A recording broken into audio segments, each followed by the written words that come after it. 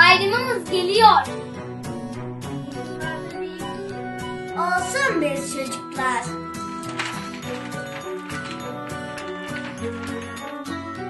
Nasılsa her yerdeyiz. Bayrama çekelim. Evde kalıp nereye? Haydi aileyiz.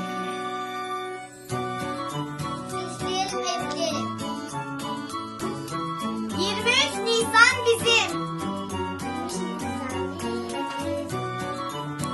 Uzaklarda olsak da sizden beraberiz. Kutlu olsun günümüz.